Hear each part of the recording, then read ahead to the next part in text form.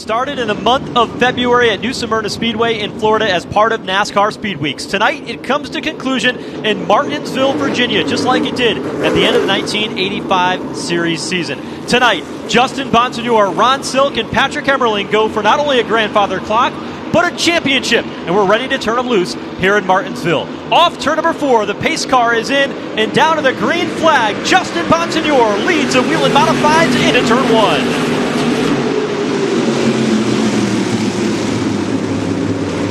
Shooting off of turn number 2 for the first time, Justin Bonsignore trying to lead lap number 1, which would give him an extra point and make it 7th or better, no matter what Ronnie Silk does tonight. Justin Bonsignore, all he has to do is finish 7th by leading that lap. He's up on top by 2 car lengths off of turn number 2 with Luke Baldwin charging. Bonsignore just made it that much more difficult for Ron Silk as he takes over that race lead, leading lap 1. The next thing he'll target is trying to lead the most laps, but we've got to get deeper into the race to determine how that looks. You go back a little bit further, you see a great battle. The 56, the rookie driver, Trevor Catalano, the last night that he'll have that yellow bumper, he's going to the inside of another very talented driver. 16 years old, the Carson Lofton driver, number 23. He's a real talent, and he's inside the top 10. We talk about the future of the NASCAR Whelen Modified Tours. Here comes Matt Hirschman taking a peek to the inside. A little too early for the PD Motorsports number 60. They'll go back into turn number 1 side by side, and pulling off the corner this time, it looks like Catalano, who was in his big brother's wedding last weekend. That's why the Catalano cars were not at North Wilkesboro. He drifts wide and now slows off of turn number 4. Well off the pace, missed the corner, then went up the hill. That car coming to a crawl here along the front straightaway, pulls across the racetrack. Problems for Catalano. Now he's got it fired up once again. His car is rolling, but he's well behind the pack, and the caution flag is out for the first time tonight. You saw Catalano when he got down into turn number 3. The car just darted up the racetrack, seemed to lose fire, nearly coming to a stop here along the front straightaway before he was able to get that car rolling once again. What kind of summer did you have? There is Trevor Catalano, who won his first NASCAR Whelen Modified Tour event at the Monadnock Speedway, put him up in the standings for the NASCAR Whelen Short Track Cup, which was won by Patrick Emmerling this year. It was a special championship within the championship for races based at Monadnock Speedway, and Emmerling went in and just took it in the final of 3 races. Let's look at the replay here. Going into turn number 3, he has a car length that just drifts wide, seemed to miss the corner. Car was pretty stable throughout that, and then it came to a quick stop here. It was rolling slow before he was able to get that fired. He's got it down on pit road. Tough break for this team because they had qualified well. He started the race today in the 5th position, was running in 6th at the time when this incident happened, and now he brings that 56 car down to the attention of the crew. But had a great conversation with Trevor Catalano earlier in the day today. Just started college recently, studying mechanical engineering with the hopes that that would aid the efforts on this team. And he said, in fact, it had. His brother Tommy Catalano looked at a lot of data as a mechanical engineer and applied it to their race program. And he said that was one of the reasons why we got so much better. And they've got 2 of those Catalano modifieds in the top 10 of the championship standings. They've been very proud of their efforts. And to run 3 cars at this level at a series like this in the Whelen Modified Tour, that's significant for the accomplishment of this entire Catalano family team. Back in February, when they rolled those 3 cars into New Smyrna, everybody thought, again, it was going to be tough. It was going to be a feat, but would they be able to complete the entire year?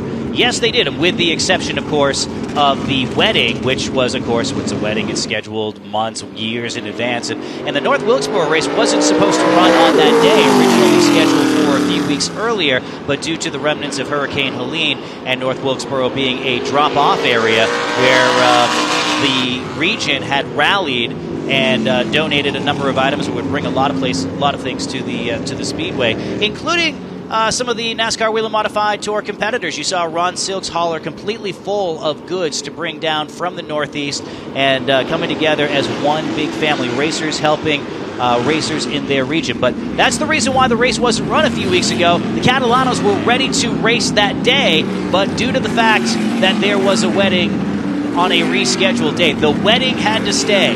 But I wonder if the Catalanos had their way.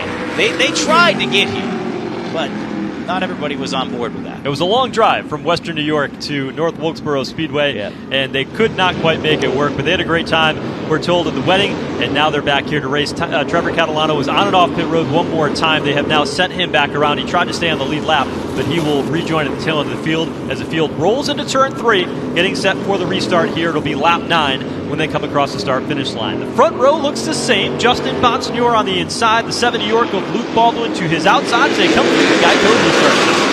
Greg Lott's slow to get up through the gears. He gathers it back up and sails it back into turn number 2. He'll be in sole possession of third, but what a run of steam by the black car, number 46 down the back straightaway.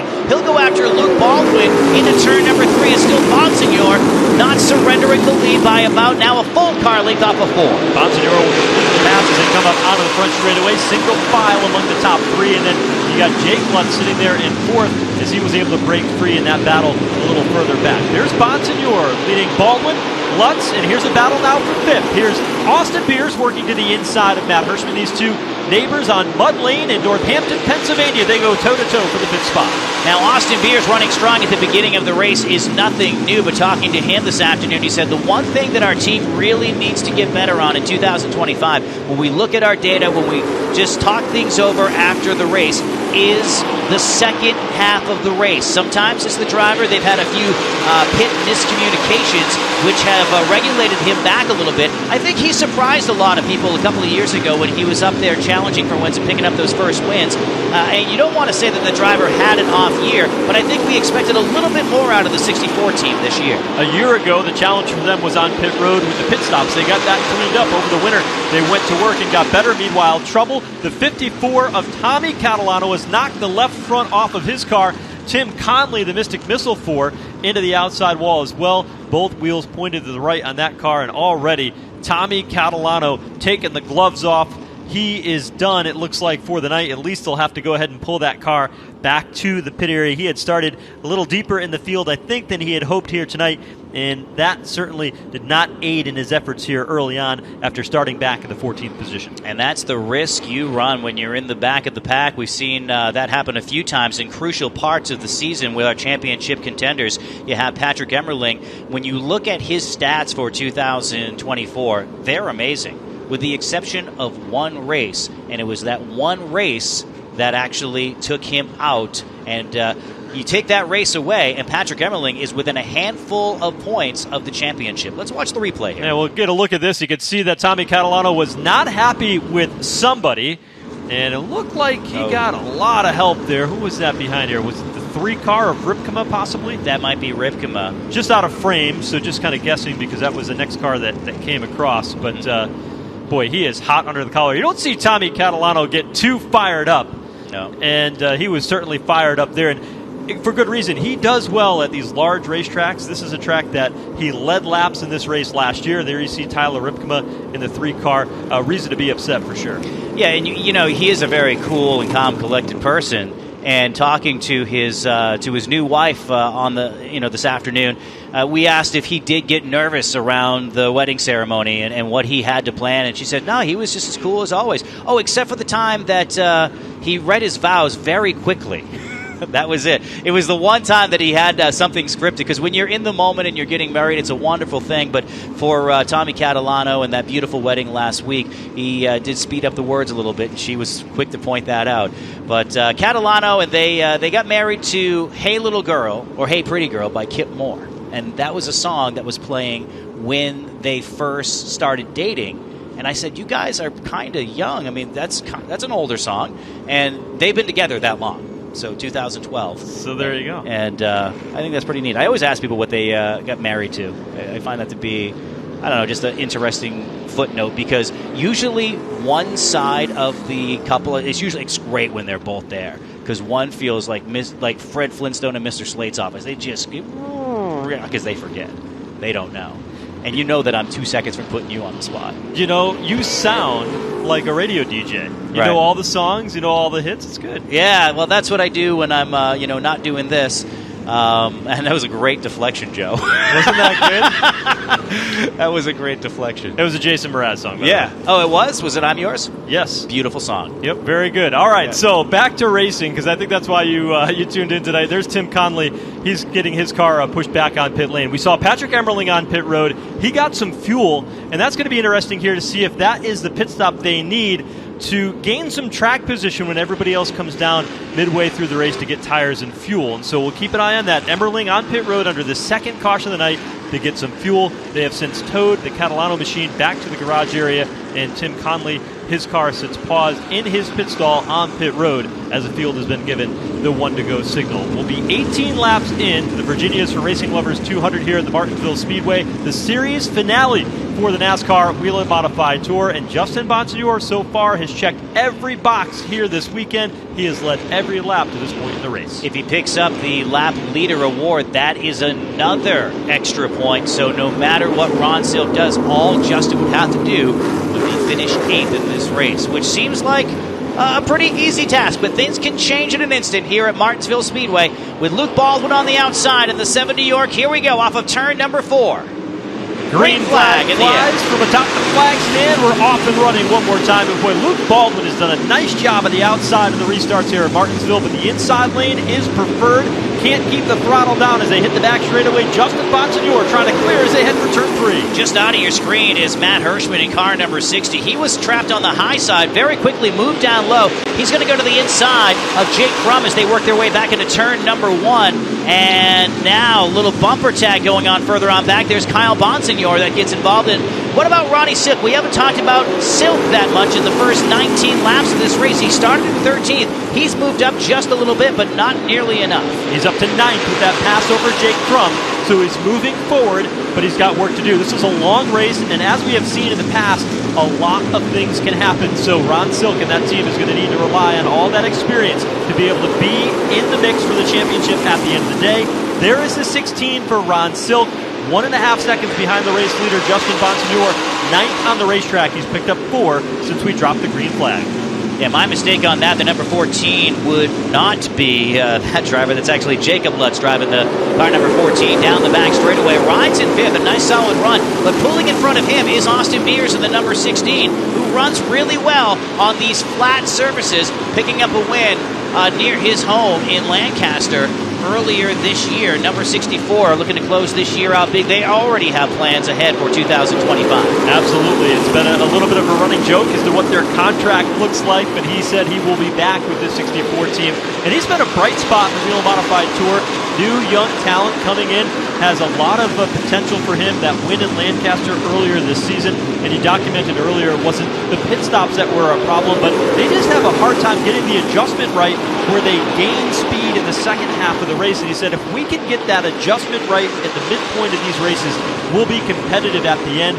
Right now having a pretty solid run so far inside the top 5 and really looking like Austin Beers did a year ago, where he was inside the front half of the top 5 or top 10, not the back half of the top 10, and that's been their struggle throughout 2024. A lot of that has to do with the fact that he has been on the pole so many times over the last couple of years, even this year with 3 pole positions. But to your point, trying to stay to the front has been a bit of a task. Another driver right in front of him, how about Craig Lutz in car number 46? Put together a really nice race at North Wilkesboro, but much like some of their other races this season, it wasn't a full race. And the team knows that too. They have a ton of speed, they have a lot of talent in Craig, and they just by their own admission say, we need to put a full race together. And I think once they do, they are going to be a top 5 team for 2025. I love the speed out of that 46. He's right there with the leaders, and he's holding off Austin Beers going into turn number 1. And that's really been the difference. Those 2 drivers, Austin Beers 4th in points, 5th in points for Craig Lutz. And that difference of being able to put the full race together, all 16 races, is really the difference between them and the top 3 running for the championship of Bonsignore, Silk, and Emmerling. If those 2 drivers can get that figured out, you're going to have more names in the mix among that title hunt. And they've been good all season long. The question is what does it look like as the race goes on? Craig Lutz, that 46 car, you can't say enough about how good they are on the big tracks. Every time you roll in to Thompson. They led a ton of laps at New Smyrna, the season opener earlier this season, and it's no surprise to see him running third here in the early stages. We'll see how it plays out as the race goes on. Now, we've been talking about the battles a little bit deeper in the field. The battle up front has been pretty intense. We've seen that battle of Justin Bonsignore. Luke Baldwin has been keeping him honest as the race goes on. And there's been pretty good battles all throughout the field so far. There you see the top two, only about a car length between Bonsignore and Luke Baldwin in that 70 York. Luke Baldwin rides in spot number 2. As you mentioned, a couple of car lengths off the back bumper, and talking to his dad, Tommy Baldwin Jr., who obviously has been around the upper echelon of NASCAR for decades, and his name runs in the family as well. And the tradition started with his father, Tom Baldwin. I asked him if there was anybody that Luke reminds him of as far as drivers that he's worked with. He says, really a lot of them, he's got it. And as long as he has it, he's going to be good. He's his own race car driver, but the one driver that he singled out was Ryan Blaney. And ever since he said that, I haven't been able to think differently about that. He runs very much like Ryan Blaney, and Tommy Baldwin has had experience with him, of course, over the years, too. So that when you watch him run smooth, he's obviously got a very fast race car, but he's not burning up his tires. And Ryan Blaney, while he's not the youngest driver out there now and former Cup champion, he was wise beyond his years when he was running the Pro All-Star Series as a teenager, running the Truck Series as a teenager. He was a driver he might have been 18 years old, but he had a 35-year-old soul, and I see a lot of that in Luke Baldwin, too. The night that he won the Smart Modified Championship, just 1 week ago, I asked him how he celebrated. He said, we didn't. We had another race to do, and it was North Wilkesboro last Sunday. He said, I got 7 hours sleep last night. And I'm ready to run here today. And I'm not running to win. If the opportunity comes up to win, I'm going to go for it. But I'm here to earn respect. And we're talking about North Wilkesboro last Sunday. He certainly did a lot of that. Ran in the top 5 for a good chunk of the race. And now he's going after Justin Bonsignore. He closed the gap down to 2 car lengths that time in turn number 3. And he's a driver that I think we're going to see more of in 2025 and has aspirations of moving up into the higher levels of NASCAR. Of course, his dad is a competition director at Rick Ware Racing, former Daytona 500 champion as a crew chief, Tommy Baldwin, and of course the third-generation racer here, Tiger Tom Baldwin. We talked about that before the green flag flew. He's got the pedigree of the Baldwin family, the experience, the modifieds. I mean, he grew up around this style of racing, and he's a driver that I think is going to have a lot of talent that we'll keep an eye on as the years go on. So great battle up here at the front. We continue to monitor the Justin Bonsignore and Luke Baldwin battle. Let's take a look at Ron Silk, though. We've been keeping an eye on him. He's sitting in the 9th position. He hasn't moved further forward. Look at the car that's behind him, though. That is Ryan Newman driving that 8th car for John Michael Chanette. He is riding there in 10th. Newman, who won here in Martinsville, the NASCAR Cup Series back in 2012, and has got a handful of Whelen Modified Tour victories to his credit. And one of the hardest guys to pass. He earned that reputation throughout his Cup career, but watching him at North Wilkesboro Speedway last week, he's still one of the toughest guys to pass. Doesn't matter what kind of car he's driving, and both of those drivers are closing in on the car in front of them, the red car that's just out of your screen right now. That's Lofton in car number 23. There's a kid who's really mature, too, and he said, last time they came out, he's had a couple of races this season, both inside the top 10, both 9th place finishes that he has had here in the 2024 season. Carson Lofton, unbelievable driver at just 16 years of age. He has proven that he belongs here in modified competition, sitting there in the 8th spot. And, he runs a lot of the Smart Modified series that's down here in the South. But these cars are a little different from the tire setup, and you can't just combine those notes from one to the next and have a lot of result. But he said, with our car, it worked. What we ran on Saturday at North Wilkesboro worked on Sunday at North Wilkesboro, and we continue to take that approach as we continue to grow our program and run more and more of these NASCAR races. This is NASCAR's oldest division, and we talk a lot about the heritage of this class, whether it's the 7 New York or the Mystic Missile of Tim Connolly carrying on the Bob Gambarino tradition. Justin Bonsignore tying Reggie Ruggiero on Sunday with 44 wins. The future of the NASCAR Whelen Modified Tour is so rich when you have drivers like Lofton in car number 23. You also have Trevor Catalano picking up a win earlier this year.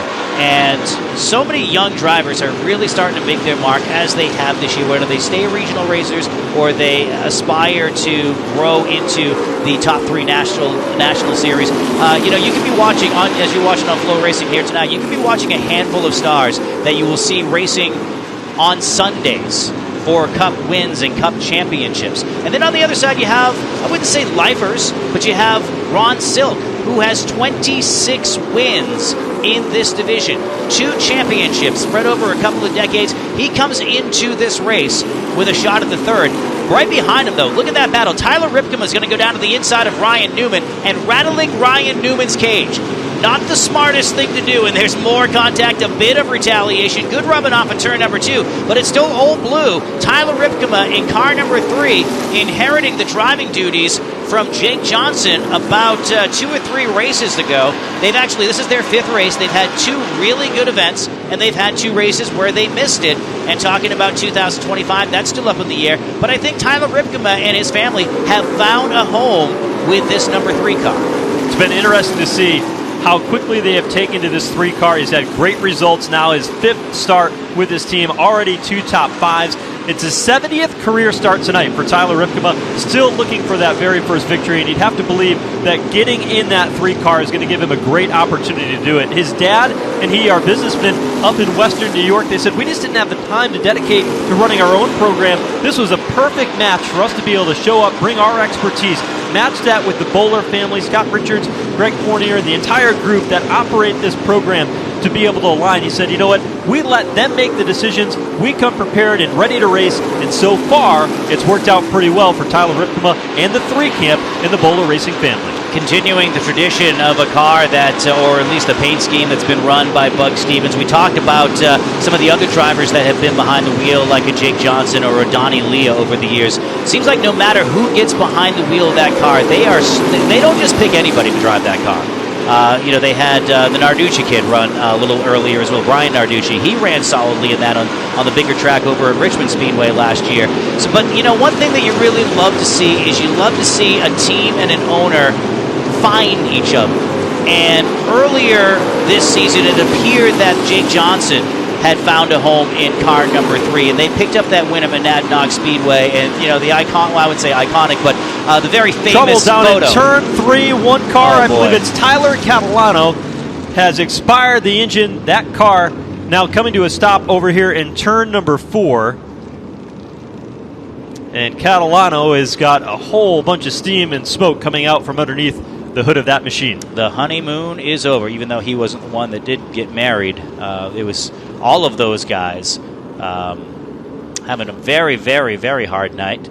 But Catalano getting out of the race car in a hurry. So here we are on lap number 53. Justin Bonsignore has led it since the drop of the green flag. Luke Baldwin has run second for pretty much the entire race. But I think this is going to be a very interesting restart where you have Craig Lutz, who was lights out great in the last restart. So car 46 will be on the inside, and Luke Baldwin's been able to, while he's been strong on the outside, he has quickly found his way behind the 51 after just a couple of laps. He's not going to have that opportunity because I think Craig Lutz is ready to lead this race and make a statement and put together a full race in that number 46 that they desperately want. So the 3rd caution of the evening comes out here. We're now 54 laps into the Virginia is for Racing Lovers 200 here at Martinsville. We'll come back with more. It's the series championship race for the NASCAR Whelen Modified Tour to wrap up the 2024 season. Stay with us.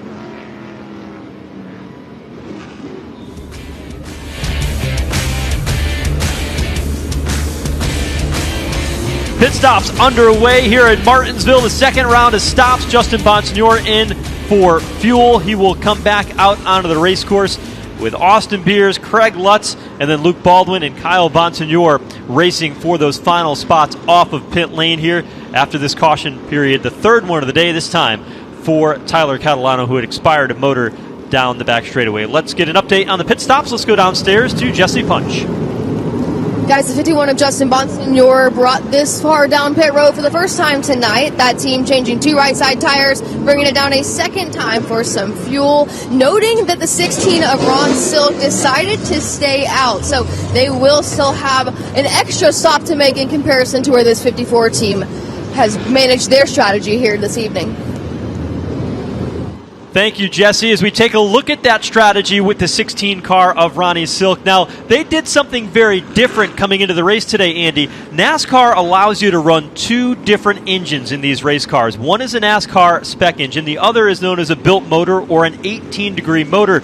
It's very rare today that you see a modified team run that 18-degree motor, but tonight, Phil Moran and this team decided to put that in the 16 car. Why does that matter? Jesse alluded to it. They have one less pit stop to take care of because they can make the entire distance on fuel in that particular car. So we talked about Ronnie Silk starting 13th on the grid tonight. He decided with that motor decision that they put in there, more fuel efficient, would go the entire 200 laps. They didn't need to come back down pit road a second time because NASCAR rules say you can take tires and fuel, but you can't do them on the same pit stop. He took his tires. He got the track position. He's now second behind Patrick Emmerling, who pitted early in that race under the first caution to get his fuel. So a strategy play before they even showed up at the racetrack for Phil Moran.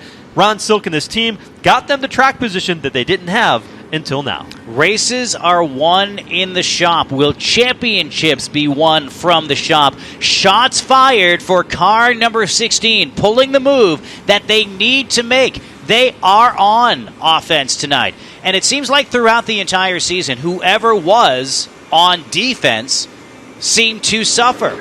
These drivers, both Justin and Ron, work best when they are on offense, when they need to make up the ground. Of course, Ronnie has a bunch of ground to make up here tonight, and he didn't get the benefit of leading a lap. That actually went to Patrick Emmerling, who's had quite the day himself. You know, when you talk about engines, he had not a bulletproof engine because obviously it grenaded earlier this afternoon, but it was the engine that carried him to 3 different wins this year. And then to lose that on championship afternoon, or championship night in this case, talking to him right after he had lost it, he was still, I wouldn't say all smiles, but he was in the best spirits of the 3. That I think if that's going to happen to any of those drivers, Patrick Emmerling's going to be in the best mood about it because he can put it in perspective and say, well, at least it happened during the practice session. Can you imagine if what happened to Patrick at, say, 2:30 this afternoon happened at 8:30? He would be on the outside looking in right now. At least he still has a shot and an extra bonus point by leading here under caution. Well, this has certainly changed the complexion of this one. Patrick Emmerling out in front. He's still a title contender, but he really needs that Ron Silk and Justin Bonsignore have some bad luck for him to have a chance here today, coming in 24 points out. Now, Justin Bonsignore, remember, he's got to finish 7th or better to win the championship, regardless of what anybody else does. Right now, he's sitting there in the 4th position, so still looking okay. But if you go back a year ago, Ron Silk on a pit stop got stuck deep in the pack, and he was caught up in an incident in the back straightaway. He came out of that unscathed, but it could have been something that turned into something worse for him and hurt him with the opportunity to win the championship. So we'll see how that plays out. Bonsignore now 4th. That's the furthest back he has been all day long. Also, you know what, Andy, I want to give a shout-out to our colleague in the announce booth, Ben Dodge, who is back home recovering from surgery.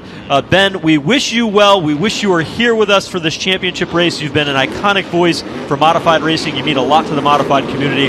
We miss you. We wish you well. We hope to see you back here in the announce booth with us before too long when we roll into the 2025 season. Well said. Ben is an absolute legend. It's an absolute pleasure to work with him week in and week out and take pointers here and there.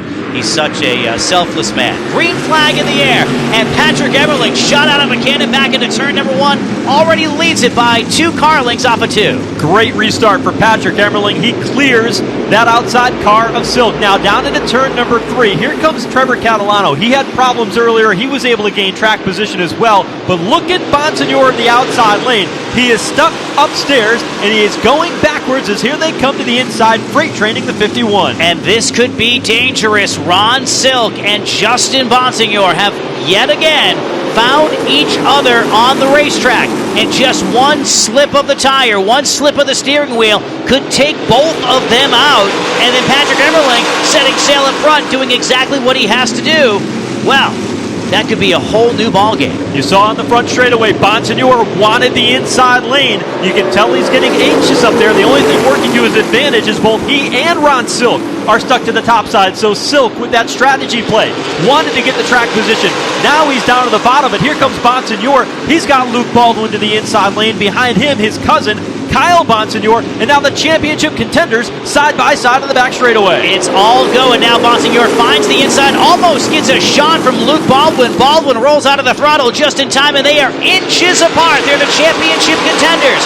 Rocketing into turn number 1. It is Ronnie Silk, Justin Bonsignore, and Luke Baldwin in tow. Here comes Bonsignore to the inside. Is he going to use kid gloves with Ronnie Silk? My guess is absolutely not. Meanwhile, Austin Beers to the inside of Patrick Emmerling, and now Craig Lutz will lean on him off of turn number 4. Austin Beers leading for the first time tonight here in Martinsville, goes to the number 1 spot. Lutz to the inside. Trevor Catalano started inside the top 5. He's rallied back up. He's looking for third to the inside of Patrick Emmerling. The 18-year-old goes down low, and Ronnie Silk is right there. So is Justin Bonsignore. Meanwhile, the inside lane opens up for Trevor Catalano, and now Emmerling falling back just a little bit, and Austin Beers setting sail in car number 64. As I say that, here comes Craig Lutz. Lutz was the driver who throws it to the inside, and brand new leader in turn number 4. It's Craig Lutz in the 46. You said it, Andy, that Lutz was a guy to keep an eye on. He goes to the point just a lap later. Car 46 and car 64 at the front of this field here in Martinsville. The top 2 able to break away from the third place car. Patrick Emmerling now 8 car lengths as they battle for the top spot in turn 3.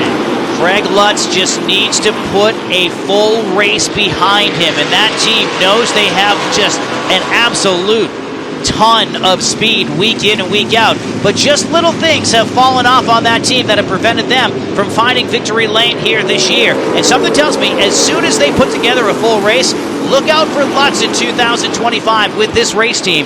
They could contend for multiple wins as we stay on the screen of Justin Bonsignore looking to the inside of Ronnie Silk. There's the battle in turn number, and the glow. Wow.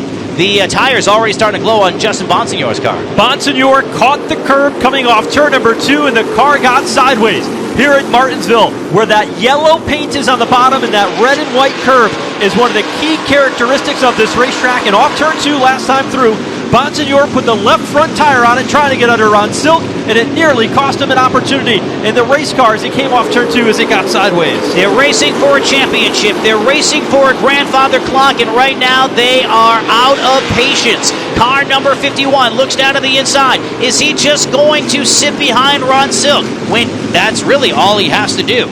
No, he's not. He wants the grandfather clock. He crosses it up off of turn number 2, and Luke Baldwin's right there. Bonsignore up on the wheel here, going after Ron Silk.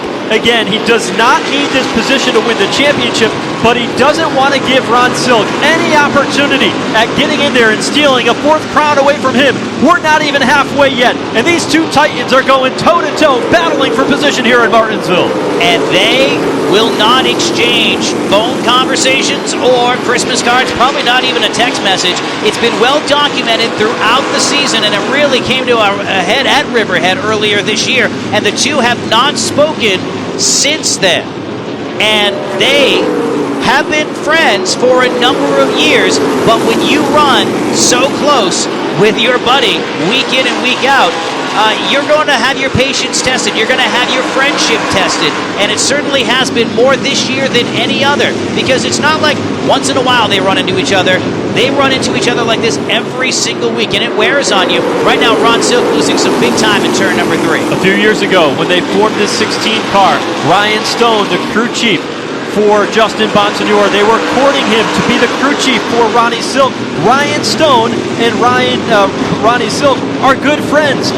Stone crew chiefs the 51 car for Justin Bonsignore, and they tried to be able to make that work, and they couldn't, and that's when that rivalry began.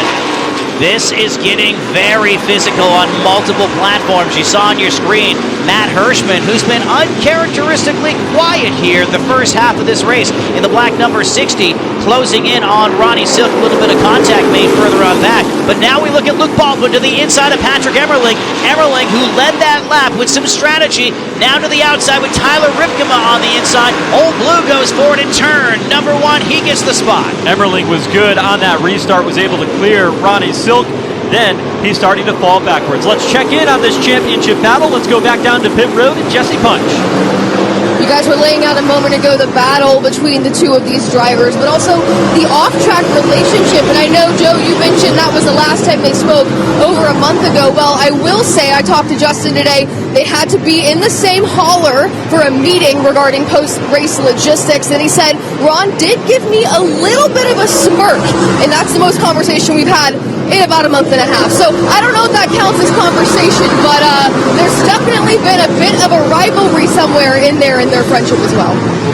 And that's what sports is about, right? But how about that? Hey, you guys haven't talked to each other since Riverhead. We're going to put you in a room about maybe 10 feet by 10 feet or smaller, and you guys have to stare at each other before you go out and do this race. Oh my goodness, it is something straight out of Days of Thunder. But you love to watch stuff like this. What we're watching amongst these two drivers year in, year out is something that's going to be talked about for 20, 25 years from, and probably even beyond that too. Because you have two drivers in the prime of their career, both champions. And between the two of them, they have close to 70 wins in the NASCAR Whelen Modified Tour. These are the top two drivers of this generation. And they continue to fight week in and week out. And, it's a season-long championship. They race each other extremely hard. Sometimes maybe a little too hard. But they've never dumped one another. And I think that's a testament to both of their talents and really their wits amongst each other and the respect level that they do have. Even if it's only a smirk, at least they're not dumping each other. Well, they haven't completely dumped each other, but they have certainly come close, and they have ruffled feathers. It's been exciting to watch the two veterans. But when you talked to these two teams earlier today, the demeanor of the teams were so different. You talked to the 51 team of Justin Bonsignore. Lots of confidence. We can do this. We're coming off of 2 wins. We know Martinsville is good to us, but it looked a little bit different when you talked to the 16 team of Ron Silk. Yeah, if we were judging the team reactions based on emojis, so you get a big smiley emoji out of the number 51 team, and yes, all the confidence in the world, maybe even a fist in the air. But when we were talking with Ronnie Silk, I don't know if he was tired. Usually when you talk to someone, they stand up and you have a conversation. Ron was just like he was just sitting around the race car. Didn't seem like there was a lot of energy out there. Now, with any other race team, I would have counted that as a red flag. But with Silk and that entire team, they've always thrived on being cool under pressure, and they have certainly been under pressure many times this year. I think of Monadnock when they had to make all those pit stops. You talk about some other places like last week, for example. One thing that really stuck out to me about Ronnie Silk is that when he was being lapped by Justin, you talk about being in a room 10 by 10 with somebody that you don't like. How about the person that you are battling for the championship? You had the point lead about a half an hour ago, and now he's lapping you. Did he give him any trouble? No. He got out of the way respectfully and kind of almost raced like Bugsy's way and just said, you know what, it's not my day, but I might need those goodwill chips someday. And it might not be next week, it might be next year. So, yeah, a lot of respect between those two drivers. But right now, Ron under attack from Matt Hirschman in number 60. So we keep an eye on Ron Silk. The 16 car has fallen back now to the 8th position. Meanwhile, up toward the front of the field, Justin Bonsignore in that 51 car. He had fallen back to about where Ron Silk was. Wasn't long ago he was passing Ronnie Silk. He is now in 3rd, but he's some distance between him and the race leader, Craig Lutz, who is 5.5 seconds ahead as those two cars have really checked out. There you see the 51 of Bonsignore. And a nice recovery for the 56 of Trevor Catalano as Jesse Punch had recorded to us a little earlier. She had said, you know what, he lost power midway down the back straightaway. They were able to get that power issue sorted back out using that pit strategy to get Trevor Catalano back up to the front of the field. And he's a bright spot tonight for the Catalano families. They have had just a dismal night here in Martinsville and kind of a sour end to a great season for those other two cars in the family. You talk about the future of the NASCAR Whelen Modified Tour, and you have two 18-year-old drivers running in that battle, and right in front of them is the driver going for his fourth championship in his 18th year of competition here on the tour. Justin Bonsignore really starting to rack up those stats as he matched Reggie Ruggiero 1 week ago at North Wilkesboro, can actually pass him for second on the all-time list. And how much gas is in the tank for Justin over the course of his career? He's 37 years old now. You saw him flirt with the Xfinity Series a little bit this year. Ran some ARCA. He loves being at the place that he's at right now, which is the peak of his career. And he realizes he wants to race some more. He's not going to be one of these drivers that retires when they're 40. Wants to hang around for a little bit longer. He'll see some experience again next season, I do believe, in the NASCAR Xfinity Series. The NASCAR Whelen Modified Tour schedule announced earlier today. Another 16-race schedule for 2025 will allow Justin to pursue some of those opportunities as the time goes on, but it'll be fun to watch what he can do in that 51 car. And you look at that 44 victories that he has in just 225 starts in the Whelen Modified Tour. You know, Mike Stefanik leads in all-time winners of NASCAR Whelen Modified Tour competitors. He's got 74 victories, 30 away from where Justin is now. He said, you know, if I can race until I'm about 50, he said, and I get 2 wins a year. And he didn't say it, but he said it without saying it, that he wants that title. He wants to be the most winning driver in Whelen Modified Tour competition. He's got 30 wins to go. With his age, with his youth, and his experience and the success that he has had, it's certainly not without reason or reach that he can attain that. Sometimes drivers have a way of telling on themselves. Like last week, I had a chat with him on pit road about, potentially tying Reggie and how much that had been on his mind, because he had been on somewhat of a, I wouldn't say winless streak, but for a team like that where they're accustomed to winning 3-4 races out of the year, it had been about a month and a half, 2 months since he had won a race. And he said, we don't really think about that too much. But to Joe, your point in your share about how he wants to race until he's 50, he's already done that math in his head. And then we asked the question of, well, was it going to be the championship, or is it going to be the grandfather clock that you go after? For a race car driver, he says, well, we really don't worry about wins also so much. He already has an idea. Well, forget the idea. He already knows exactly where he wants that grandfather clock in his house. The most unique trophy in all of stock car racing, and it's so coveted. He could have the grandfather clock right when you walk in, but if his wife has her way, it's going to be in their bedroom, which is a nice place too, although I think I would want that unplugged. Not that you don't unplug a grandfather clock, but I wouldn't want that thing working because it goes off every hour. How are you going to get any sleep? Great battles deeper in the field, Andy. We just get past the halfway point here in the season finale for the NASCAR Whelen Modified Tour. 102 laps go up on the scoreboard. You saw quickly Craig Lutz leading the way. After the pit stop, he has been strong. We keep an eye on another driver who has had good results here at Martinsville. That is the 60 car of Matt Hirschman. He won at Seekonk earlier this season. He's only had 3 starts here, all of the finishes inside the top 5, a pair of runner-ups. 4th place last year for Matt Hirschman. He's been riding around inside the top 10, 9th at the moment, as he follows in the tire tracks of Ron Sill. And one must wonder if Matt Hirschman ran the entire NASCAR Whelen Modified Tour, would he be a championship contender? You never know, because all we see from him is all go, all show, because when he comes to the racetrack, he comes to win. He doesn't come to point race for obvious reasons, and he goes after the big money. So if he had to become a model of consistency, could he do it? He might do it next year, because when you talk about Matt Hirschman, you talk about all the money. Big money Matt might be enticed by what Whelen is stepping up with. Whelen Engineering is returning to the NASCAR Whelen Modified Tour through 2029. It was announced earlier today, and payouts are going up, guaranteed increases, and involvement from Whelen. You gotta love a company like Whelen, who makes the investment in racing, finds that it works for their brand, and they want to reinvest on top of that And to have the partnership that Whelen and NASCAR have had over the years, it's going to be carrying it to its 25th year at the end of 2029. And it will be interesting to see who ends up on the tour in 2025. Maybe it's Matt Hirschman. I'm not sure if it's going to be Ryan Newman, but Ryan put one heck of a move on Matt Hirschman just a couple of laps ago to make that move, and now he's going after Ron Silk. Yeah, he did indeed. You talk about Matt Hirschman, just to put a period on that thought. He does have a runner-up championship point standing back in 2008. That was early on in his career. It was also the same year that he came home second in a race here at Martinsville.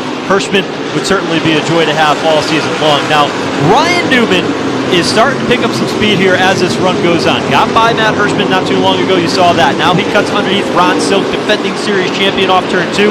He'll pick up another spot in that 8 car, and that in and of itself is a story. This is a car owned by John Michael Chenette, grew up in Thompson, Connecticut, but now lives in North Carolina as a general contractor. Ryan Newman wanted to be able to go racing, and so he was talking with Tim Conley about possibly driving the Mystic Missile, the V4, as the season went on. Tim said, you know what, this may not work out for us, but maybe I can give you the phone number of John Michael Chenette. Well, the story goes that as a kid, it was his favorite driver, Ryan Newman. John Michael Chenette had sent something over to Team Penske and said, hey, can I get an autograph from Ryan Newman? Newman signed that, sent it back to him at 15 years old with a quote from Team Penske that said, effort equals success. He has that today. When Ryan Newman called John Michael Chenette, he thought he was pulling his leg. All of a sudden, it came together, and he's got the opportunity as a car owner of that 8 car to have his hero as a driver, the driver that he looked up to driving his race car here to this historic racetrack at Martinsville Speedway. Unbelievable story, and Newman has got unbelievable speed right now. I wonder who's going to get the grandfather clock if Newman picks up this win. He's going down to the inside, and this is where dreams are realized. The NASCAR Whelen Modified Tour is essentially a regional tour, and you have drivers who this isn't their vocation. A lot of them go to work and work 40, 50 hours. We talked about the Tyler Ripkema family and the fact that they just couldn't keep their race team together because they were busy running their businesses. This is what these drivers and these teams do when they're not putting food on the table, when they're not out there doing what pays the mortgage. This is their passion.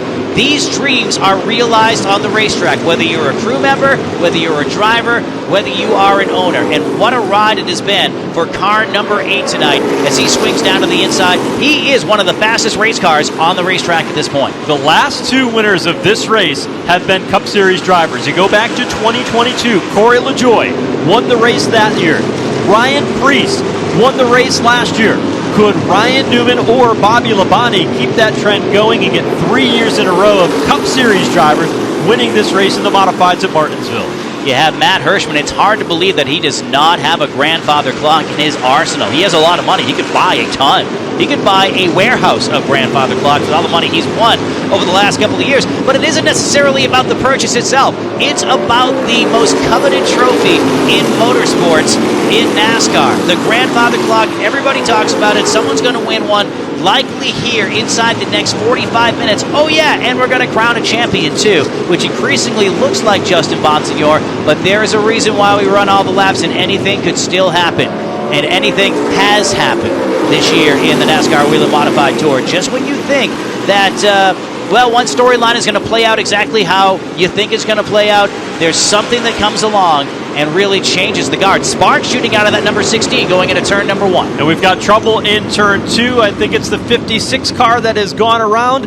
Again, trouble for Trevor Catalano, who is running solidly inside the top 5 at the time he went around. But the caution flag is out for the 4th time today here at Martinsville Speedway. 119 laps complete in the Virginia's for Racing Lovers 200 in the series finale for the Whelen Modified Tour. And for the 2nd time today, caution is out for Trevor Catalano. Catalano will make his way through turns number 3 and 4 as Craig Lutz.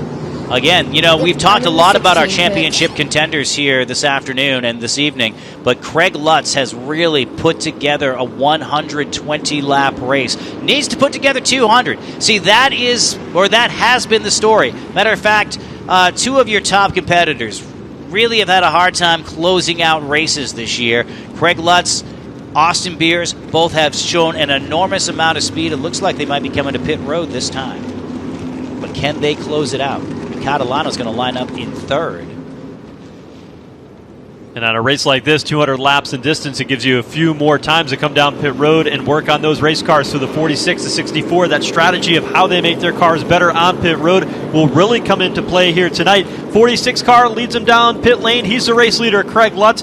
What could be the final pit stop of the season for the NASCAR Whelen Modified Tour teams. They're on pit road. In the middle of this is the championship battle with a lot on the line. Justin Bonsignore with the upper edge, but Ron Silk and his team, they've got strategy to be able to work their way up through the field. Let's go down to pit road with Jesse Punch.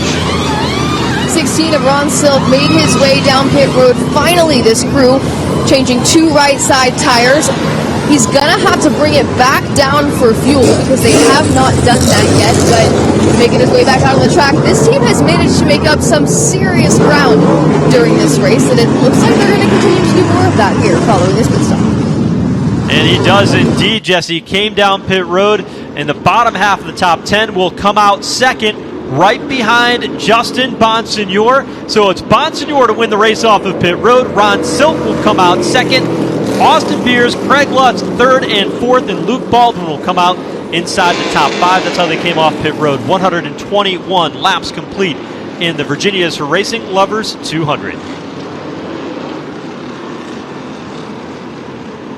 51 rides in spot number 1, and then you have Ron Silk, and all I could think of was just that smirk that Ron gave Justin during the championship celebration pre-meeting on how things are going to go down depending on who picks it up and everything. But yeah, there's that level of respect that goes there. They don't necessarily talk. Sometimes I guess you don't have to. And when I was talking with Ron about it, he said, it's not unlike a lot of other male friendships. And I'm thinking to myself, you know what? The last time I called one of my friends, right? And we don't have a conflict where we're racing for a racing championship or anything like that. So, Ron put it, he definitely put it in a way that made it make sense to me on how two close friends can talk all throughout the racing season, whether they're on the racetrack or off the racetrack, but then that goes away. On pit road now is Luke Baldwin, the 18-year-old. And there's his father putting some wedge in the car. Making an adjustment, pitting out of the 5th position, giving up a ton of track position, also working on that right rear tire. Might have been one of the reasons why they came down pit road to see if they can get that car secure once again as they came off the racetrack out of the 5th position for this extra pit stop here, and that could be costly for Luke Baldwin, who had a great run going tonight. Still is a fast race car, but he's going to have a long way to go here today. As we stand right now, he is 15th, the last car on the lead lap. So Luke Baldwin pulls his way off of turn number 2, and of course the grandson of the late great Tom Baldwin, Tiger Tom. You see the Tiger on the race car. And I asked him a couple of weeks ago, I said, do you have any memories of... Well, race fans, make sure you catch the results from the NASCAR Cup Series race at Homestead, Miami to see if Ryan Blaney can finish in the top 10. The top 12 finish unlocks 25% off online at shop.advanceautoparts.com Tuesday from 12 p.m. to 12 a.m. Eastern Standard Time. Just to put a bow on that story, he loves watching races on YouTube and watching old footage of his grandfather to race. And that's car number 7, who's going to refire from 15th starting position. But look at this. This is what Patrick Emmerling loves to see from spot number 5. It's Justin on the inside. It's Ron on the outside. Your 2 championship titans off of turn number 4. How aggressive will they be? The 2 title contenders on the front row. Bonsignore with the upper hand. But they come together getting down into turn number 1. Silk slides up the racetrack and Bonsignore tries to clear him off turn 2. The spoiler just might be Austin Beers. He swings to the inside and now evens it up, nearly makes some contact with Ronnie Silk. Silk will swish up the racetrack a little bit. Here comes Craig Lutz to the inside, and Patrick Emmerling's entered in there as well. The inside line rolls, and Ronnie Silk might lose 4 spots before this is over. Silk getting freight train stuck up there in the outside lane, not where you want to be in Martinsville. He sails it down into turn 3. You see the car walk up the racetrack, hands up, steering that car as it comes off the corner. He'll tuck back in line, but Newman will stick the nose to the inside. We've got trouble on the front straightaway. 2 cars have come together. Bobby Labonte and the 70 car of Andy Seiss spin, but they're both able to continue on. Actually, Seiss has some Cup experience as well. Not nearly the resume that Bobby Labonte has, but Seiss a champion in his own right, a two-time champion of the Southern Modified Tour. And Andy talking to him on pit road, and I think actually both of these drivers are in different phases of their career, but kind of the same phase. Bobby has accomplished everything he has as a NASCAR Hall of Famer and has really found a home in the modifieds the last half dozen to 10 years or so, and has had a lot of success in them. And talking to Andy this afternoon, he says, I don't race full time anymore. He's had the opportunity to race inside the top 3 series of NASCAR, but now is very relatable, raising a family. And family comes first, but when Dad wants to go racing, Dad has an opportunity to kind of stick his toe in to the pool every once in a while. Today's that day for car number 70. You see Labonte on the screen. After trouble there on the front straightaway, we're under caution again. It was an interesting moment earlier today when we had both Jerry Cook and Bobby Labonte talking modified racing before they went out for qualifying. Of course, those are two NASCAR Hall of Famers. Jerry Cook, so instrumental in the formation of the NASCAR Whelen Modified Tour, actually joined us last year in 2023 at New Smyrna Speedway as part of the broadcast. It was great to have him involved and great to have him continuing to be very much engaged in modified racing and certainly an icon in the sport. Bobby Labonte, no different. So much he has done, and it's so great to see him continue to invest his time with this SS team to be able to continue running in the Modified Tour. Same thing with Ryan Newman as well, to continue to find a new lane and keep his name out there and keep that competitive fire going, because the fire never goes away. I don't care if you're Bobby Labonte, you're Ryan Newman, you're Andy Seiss, or you're Jerry Cook. Jerry Cook told us today he does not miss a week of NASCAR racing. He said, I have multiple TVs. You roll one out and the other one's ready to go too, so he might be a lot of us. So his second screen experience wouldn't be necessarily looking at his phone while he's watching the races. He actually has 2 TVs going of racing pretty much all the time, and you got to love someone with that passion. Hey, that sounds like a good plan to me. What also sounds like a great plan is just the excitement around the Whelen Modified Tour that came to fruition here at Martinsville Speedway earlier in the day today. You see Luke Baldwin at 7 New York also working off of pit lane. But earlier in the day today, NASCAR, Whelen Modified Tour officials, and Whelen made an announcement about the extension of their partnership, already 20 years in the making, really a groundbreaking partnership that extends the entitlement sponsor of Whelen Engineering to 2029, an outstanding thing that allows a minimum of $11,000 to win a race, a minimum of $2,000 to start, additional awards being totaled throughout the season,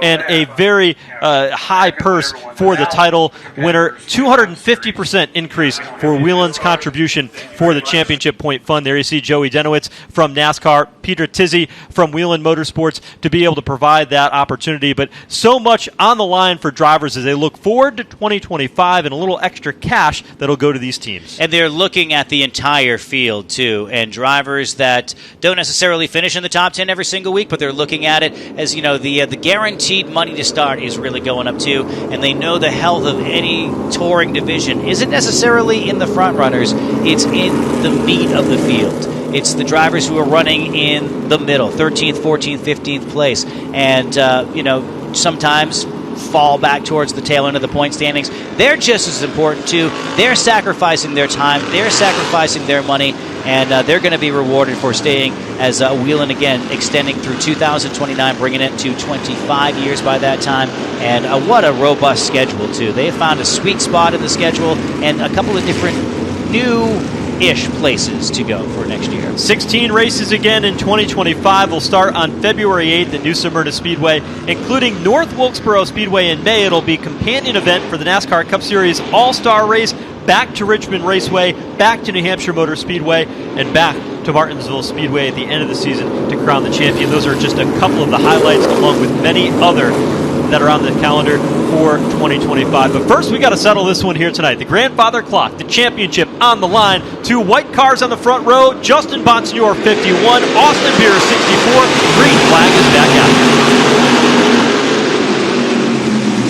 Austin Beer stays right with Justin Bonsignore, but only till about turn number 2.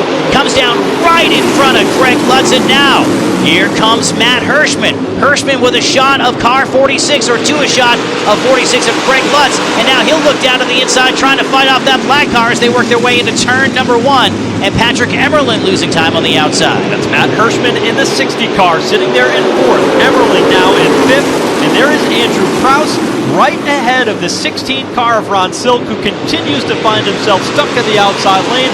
That 16 car is going backwards, and the championship hopes for Ronnie Silk are going backwards with it. It's been a tough day for car number 16, and really a tough week, too. They had the first time that they finished outside of the top 10 all year last Sunday over at North Wilkesboro Speedway, but now double file cars ahead of or behind them. You have Joey Coulter on the inside, then there's Bobby Labonte and Colton on the inside. Now there's Luke Baldwin. Remember, Luke Baldwin had the time on pit road, which regulated him back to 15th.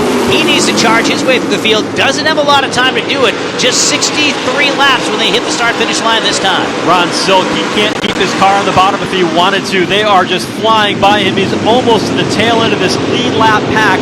Here's Luke Baldwin, goes to the inside. Silk clearly off the pace on the back straightaway. Silk now making his way down pit road. Ronnie Silk, championship contender, is on pit lane under green. You gotta really feel for the 16 team after putting in months and months of hard work, passion, and ultimate excellence with all the wins that he stacked up this year. He's well into the 20s, but now having to concede essentially and pulls down right in front, and the crew isn't even really on the race car at all. So this could be a terminal issue. They are going to put some fuel in the tank here. 139 laps in. They're trying to fuel run out of gas? the 16 car for Ronnie Silk, and he takes back off again. Unbelievable development out of this. If he ran out of fuel, that's a shocker. We documented earlier in the race that with the 18-degree built motor that they have in this 16 car, they should have been able to go the entire distance on fuel, even with the NASCAR spec engine. They should have been able to go the entire distance so far on fuel without having to come down pit road. But Ron Silk goes down a lap in what apparently seems to be him not having enough fuel 139 laps into today's race.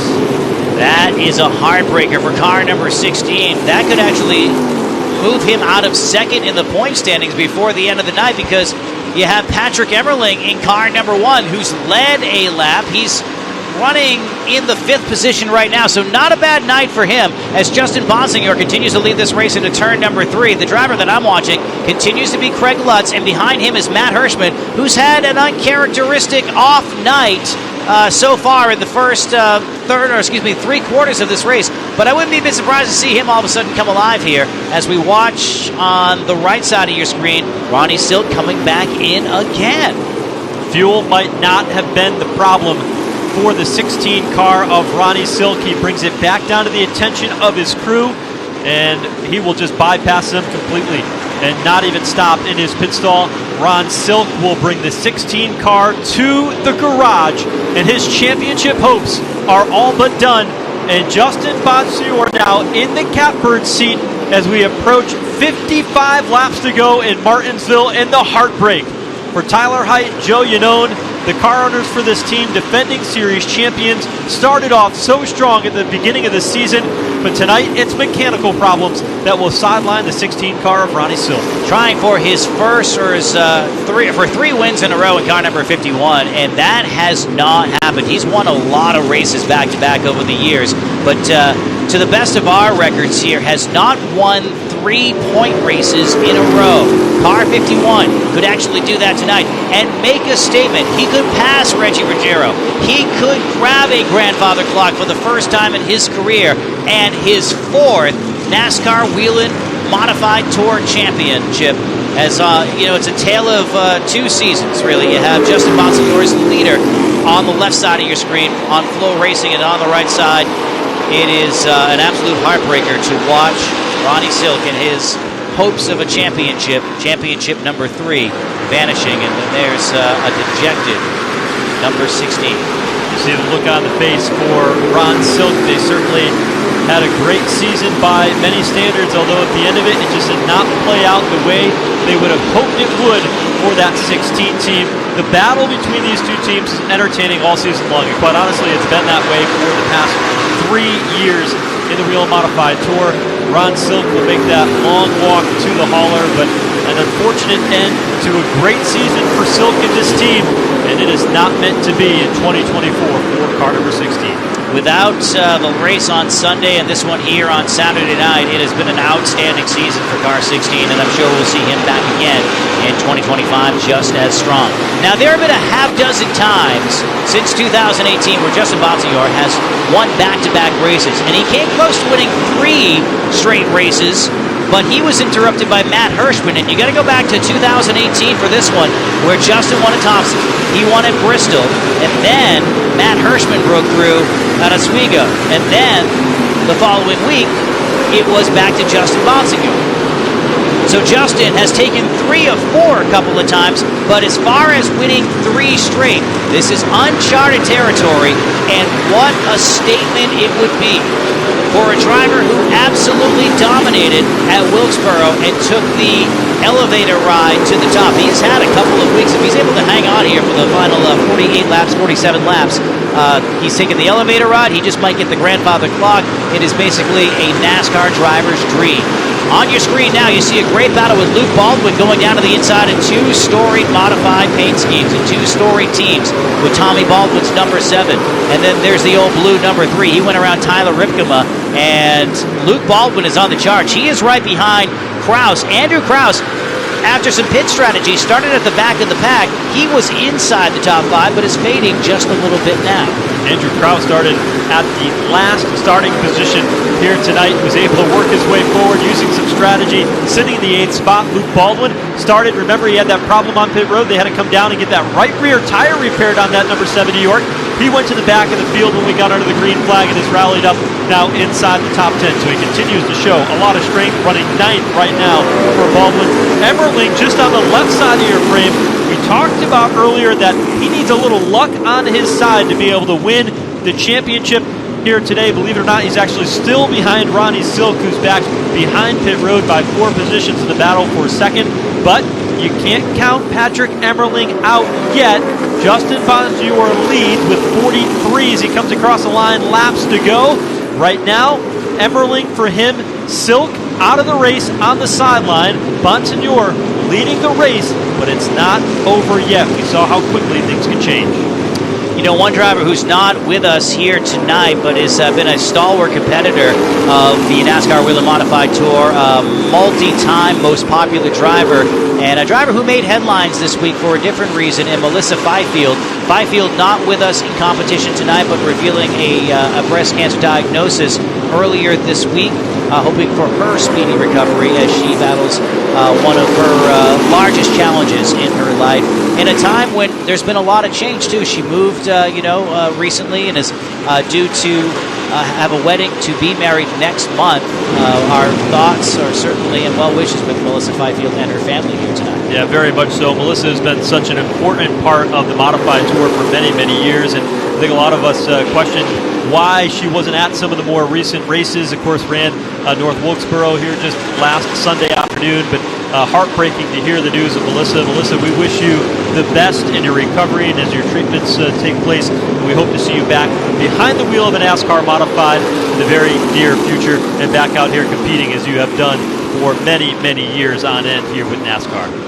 Very well said, with 39 laps left to go. Closest battle on the racetrack is the one that you see on your screen on FloRacing. It's turning into a 3-way battle with Patrick Emmerling leading that charge. Again, he had the outside shot at the championship here tonight, which increasingly looks like it's going to Justin Bonsignore. But there's still a few battles to be written. Andrew Kraus is in the middle of this one. And then you have Emmerling with Luke Baldwin in Baldwin's on the backside of that one. But looking to make a move here as they work their way into turn number 3. He's going to swing to the inside. Baldwin gets the curve a bit down to the inside and gets into the side of Andrew Kraus. Sent him up the hill between turns 3 and 4. He's able to get by, though. You saw those white gloves inside the 24 modified of Andrew Krause, really sawing on the wheel as he tried to keep that car pointed in the right direction. And it's a battle for the back half of the top 10. Now, that's exactly where Krause finished last year. Came away with the top 10, finished in 9th in car number 24. So certainly knows his way around this racetrack. And then you get to Tyler Ripkema in car number 3, running old blue, real strong. I guess this would land somewhere in the middle of what they feel they did for the second half of the year. And him picking up the driving duties, the car pretty decent tonight, but certainly not the top 5 runs that they had earlier in the year. But they will certainly look towards 2025 and hopefully have a more consistent year. I know that's what they're looking for in that team. Now, where are the Ripkema modifieds? They're kind of on ice at this point. They haven't sold anything. Matter of fact, they made an offer to us if we wanted to buy one of them and start an announcers race team. So we quickly decided not to do that and let them keep their cars for another week. Gee, and I was going to ask you what the name of it was going to be. Ooh, of the car? Oh, the race team. Oh, you think on it. Oh, we'll yeah. watch Bobby Labonte work to the inside of that 3 car. Labonte picks up another position that'll move him inside the top 10. BMM, Big Mouth Motorsports. Let's go. That's it. That'll be all over social media later today, that's for sure. They'll be like, you've got that one right. Yes, Big Mouth Motorsports. We can make that happen. Just got to pay. Whelan's chipping in a bunch of money next year. Let's do it. We'll just have to put big mufflers on the engine so that way they're a little quieter. Absolutely. People don't have to hear the yap of that motor as it runs around these racetracks. Labonte, toward the end of this one, though, certainly making up some steam here as he tries to reel in the 24 of Andrew Krause. He has certainly found a way to close out these races. I think if Bobby Labonte races a little bit more with the NASCAR Whelen Modified Tour next year, and let's hope he does, he's a driver that will run right around 9th or 10th, but you'll see him sneak a couple of positions right at the end. And that's a little different than what he experienced in 2023, where he was running in the top 5 primarily for the balance of the race, but with a slide back, I think of Wilkesboro in 2023, where he was trapped up on the high side after having a real solid run. And there's a guy that has obviously accomplished everything he has, but you know he's out here for the joy of it, for the competition of it as well. And, you know, he always seems to have a bit of a, I mean, it wouldn't be a big wide smile because it's, you know, he's not obviously having jubilant moments, but still just seems to be at peace. And I love the peace that Bobby Labonte brings to his racing. That doesn't mean he lays down on the wheel or that he's mailing it in and he's just, you know, making laps. He's just loving life at this point, and you gotta really appreciate someone at this level doing exactly what they're doing, still going fast in circles and just doing it well. Enjoying driving a modified, and it's been fun to watch him be part of the Whelen Modified Tour over the past couple of seasons. Bobby Labonte trying to see if he gets one more spot over Andrew Krause. And Andrew Krause, over the last couple of seasons running part-time, has been so strong. This year in 24 has been a little up and down for them, but inside the top 10, trying to get their second top 10 of the season. Look at these cars, though, as they come up off the corner.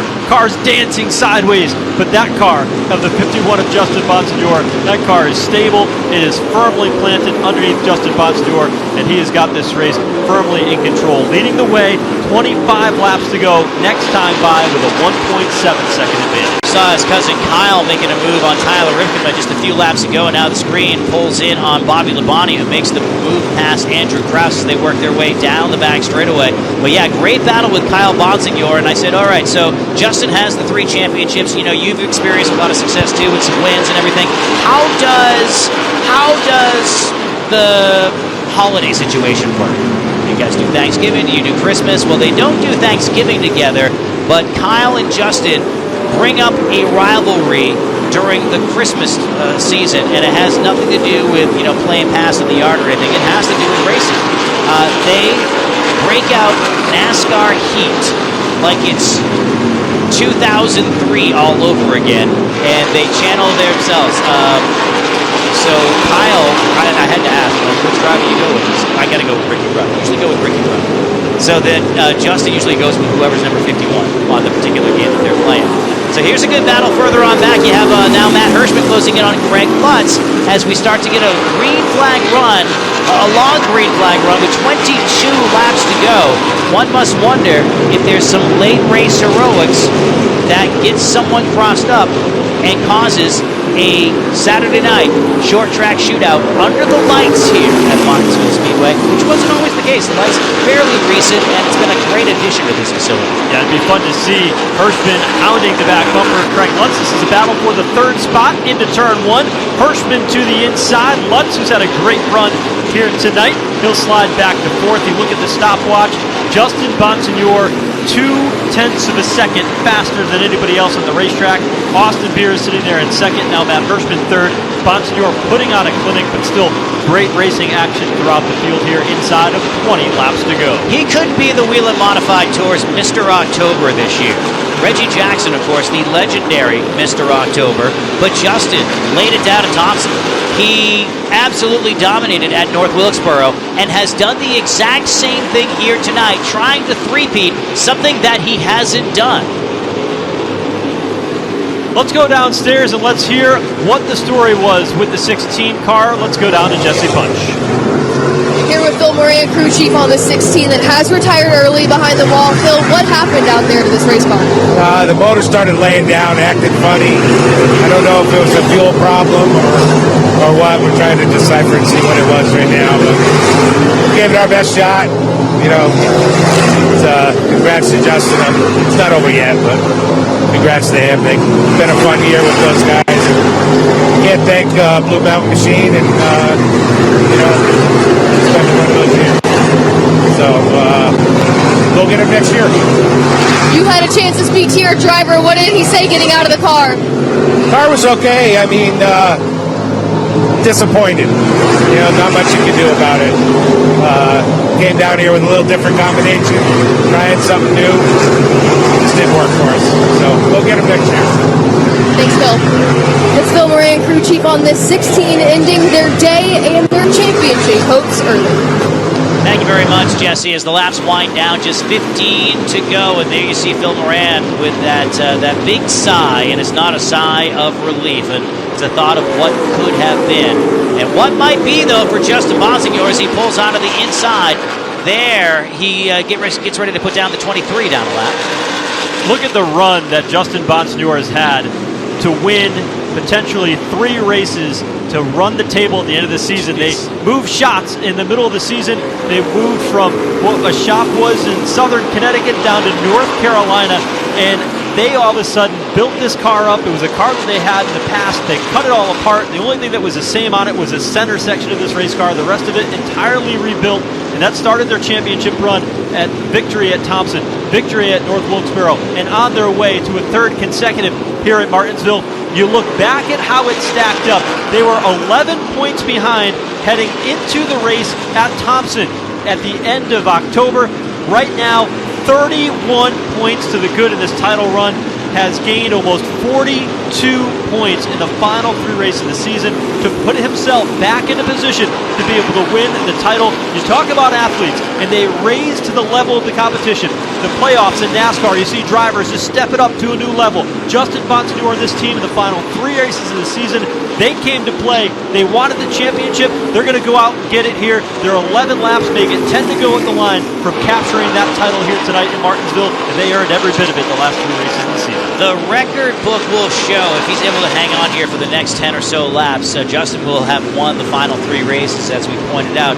But think of where they came from and how down they were. And I feel weird saying down.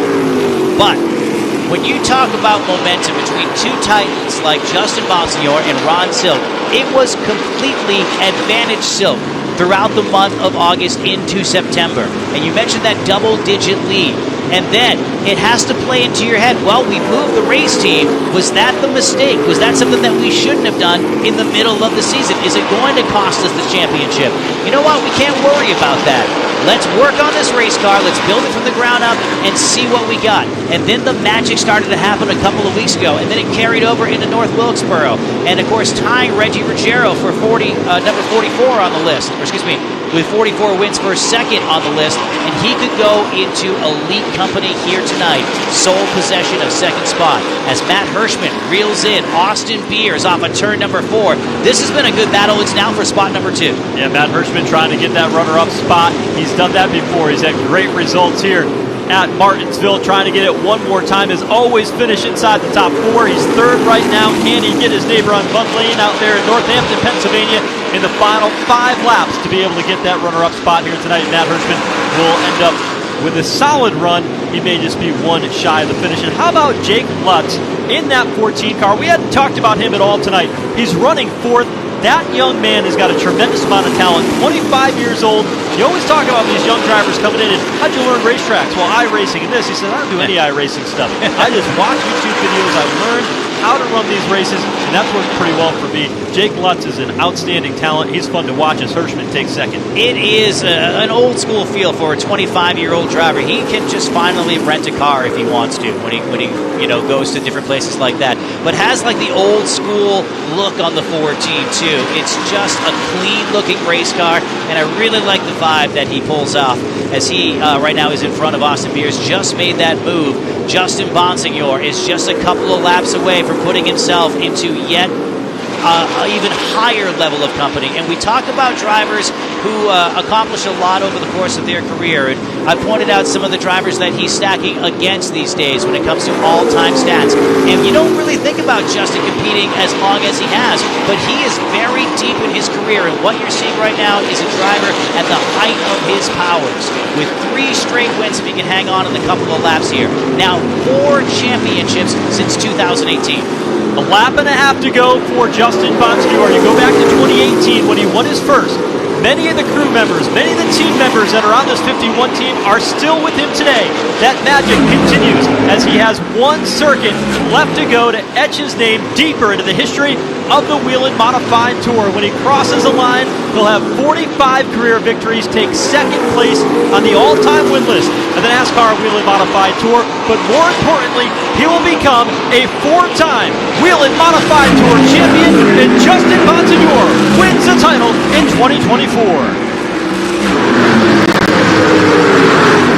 There is the team soaking in the moment. The camera is zoomed in, and the emotion will carry over into victory lane momentarily. And look at that team. As you say, Joe, they've been together. They've been through the ups and downs, more ups than downs. But the downs have really made them appreciate these ups. For Justin Bonsignore, Ryan Stone, the crew chief, Ken Massa, the car owner, when the chips were down, they went all in. They bet on themselves with a newly built race car. That 51 car, they have carried it the last 3 races. You've heard the story told. Tonight, they become a champion again. His 3rd championship in 5 years.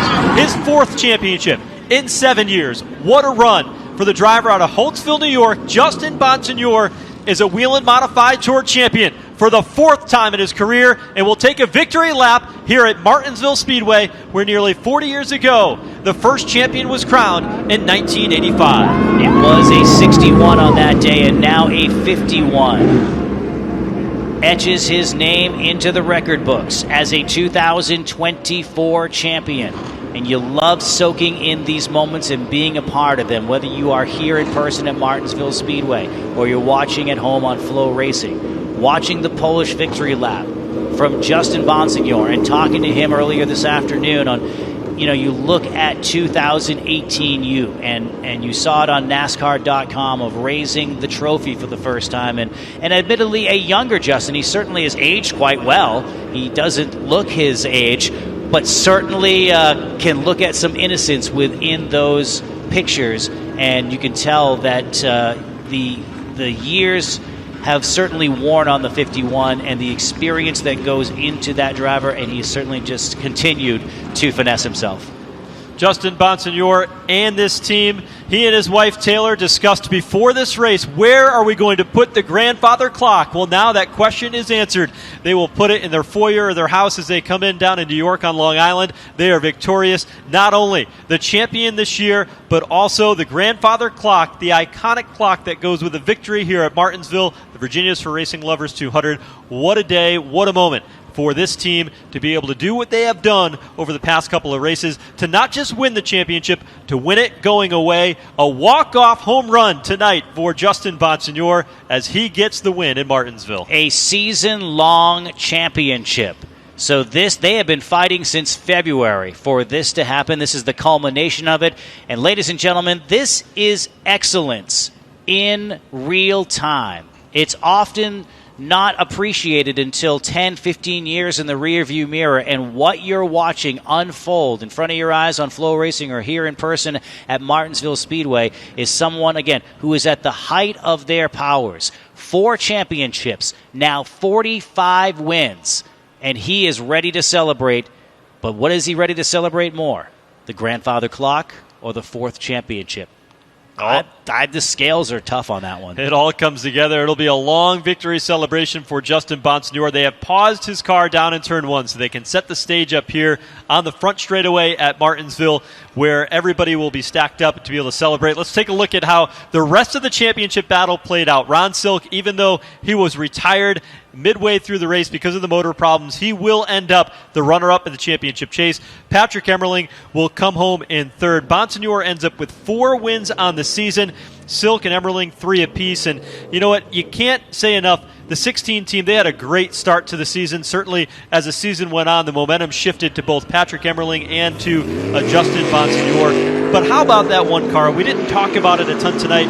Patrick Emmerling and that team, brand new team at the start of the season. There's a lot of excitement for that team as they roll forward. You go back to the race at Richmond Raceway earlier this season, and 1 pit road penalty that put him in a position to get involved with an incident, and that cost him a chance to be able to be more competitive here tonight for the title. Tonight belongs to Justin Bonsignore, though. And you know that was going through his mind today. And I'm speaking of Patrick Emmerling because we did a little math on pit road. He said, no, I would be within 6 points of the point lead right now if that hadn't happened. And that was back in February, that stayed right with it. And how about this presentation? And this is going to be an amazing moment. He's been here before, but talking to him earlier this afternoon, Justin says everyone feels a little different, and it's special for various reasons. It was special in 2018, it was special a couple of years ago, and now here in 2022. Team all wrapping around Justin Bonsignore, that championship flag hanging out the side of the 51 car. In the effort, the team, the Ken Massa Motorsports number 51 pays off here tonight as they have silenced the doubters as the season went on that they could still go up there and snatch that championship away, and they have done just that here at this historic Martinsville Speedway, and he will celebrate and be able to provide commentary on the outstanding season that he has had. Here is Justin Bonsignore, the entire team, family on hand to be able to celebrate with him here at Victory Lane in Martinsville.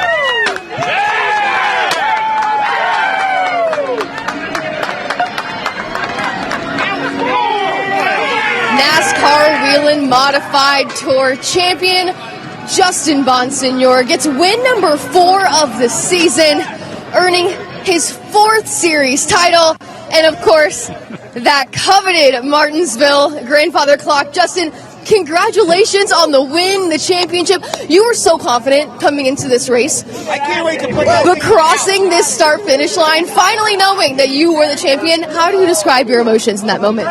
It's just a year of hard work and a lot of ups and downs, and middle of September wasn't looking good, and all of a sudden we got hot, and 3 in a row is something I've never done in my career, and to cap it off with a grandfather clock, it's just really awesome. And I got a lot of guys that have been with me for a really long time, and this is their 4th title just with us, and we got a lot of guys here tonight that they just won their 1st championship, and this is my 1st championship, and my son Evan will be here, and just want to thank Phoenix Communication, Mark Langevin, Marie Langevin, Megan Langevin for everything they've done over the last 8 years. They've been with us, and it's just amazing. want to thank Rob Cleary and his wife Laura of Clearcom IT Solutions, David Lewis of Robert Yates Racing Engines, Darius, Tony Uri Jr. at Fury Race Cars.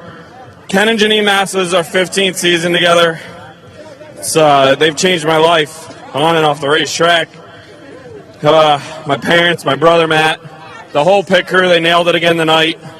Just these things are hard to win. I know people think that this stuff's easy, and it's not as hard as it used to be back in the day. But this stuff's still hard, and there's really good guys in this garage, and I'm just fortunate enough to win this one tonight. Justin, the emotion in your voice is clearly there, and it's clear how much this team means to you and means to each other. You guys have been together for a very long time. These guys have been so confident in you these last couple weeks. To have a chance to stand up on this stage and be together as a team, as champions, what does that mean to you personally? Yeah, we've watched other people celebrate 2 years in a row here, and we lost, and that's tough to watch back, and Just a lot of hard work by Ryan Stone and Ken Massa to keep things going in the direction we want to go. And Ryan works really hard, and he gives, Ken lets him do whatever he needs to make these race cars as fast as they are. And this car came out at Thompson and won the last three. So it's just really hard to put into words how special this stuff is. And you put a lot of hard work in from February to basically November. A lot of time, a lot of days away from home, a lot of traveling, and more than anything, this is probably the coolest thing ever right here. So, first championship as a dad, and I'm understanding now that in addition to this addition to your family, you're taking home that beautiful grandfather clock. I've heard that you guys have discussed between the two of you where that's going to go. Can you give us some insight? He might want it in his room. He'll get a couple hats tonight. He likes hats. Well, maybe the grandfather clock could stay by the front door. And make some noise, wake them up in the middle of the night. But this makes it all worth it right here. When you get crashed and you don't finish some nights, to come home to him, it all makes it better. And this is also the first year we finished every single lap, and that's something we've been really proud of this year. So just want to thank Flow Sports, FloRacing, NASCAR, everybody here at Martinsville for coming out, everybody that's a part of this series to make it go around. Whelen Engineering for everything they've done and everything they're reinvesting into the series for next year. I don't know. I'm ready to drink some beer. Well, go drink that beer. You earned it. And hey, a Martinsville clock sounds like it would make a great addition to a nursery. But wherever it goes, it's going home with you, Justin. Congratulations on the win. Justin Bonsignore is your 2024 NASCAR Whelen Modified Tour champion. What are we wearing now? Red? Well, thank you, Jesse. The championship trophy will be presented here momentarily. We'll continue on with the Victory Lane and championship celebration. Big kiss from his wife, Taylor. Celebration as a family. The Bonsignores together for the first time, the three of them. And how about that shirt the little man has, that 51 on the back, as this will be a moment that they will cherish and remember for a very long time. If you look at the 2018 championship hoist, Justin Bonsignore looks like a young, vibrant driver with his career ahead of him, and obviously 37 is the height of his powers, as I mentioned too. Sheer dominance here in the month of October. Racing's Mr. October, but dominance is something that is, I wouldn't say synonymous with the NASCAR Whelen Modified Tour, but it isn't unprecedented. We've had some other drivers that have really rattled off some championships here in the last 15 years. You have Doug Kobe winning 4 championships in a row, then interrupted by Justin Bonsignore. Now, Kobe could have actually won 6 in a row, except Justin interrupted him with his first in 2018. And now that puts him with 4, Doug with 6, Tony Hirschman with 5, I believe. And just, the creme de la creme right here on display, right on the front stretch of Martinsville for 2024. The team behind him was so effective today on pit lane. They've been one of the best crews on pit road over that period of time. Ryan Stone, the man behind the scenes, you can't say enough about him. We talk a lot about the drivers, but the crew chief behind the scenes that make it work, Ryan Stone, is one of the smartest guys in the garage. He spent time working the NASCAR Xfinity Series as well and working at that high level. Let's go down for the championship presentation. That's what you were going to do. On behalf of the millions of NASCAR fans around the world, congratulations on your 4th NASCAR Whelen Modified Tour Championship.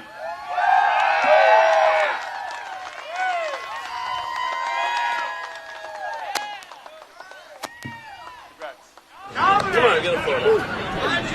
You can stay. It's Jimmy.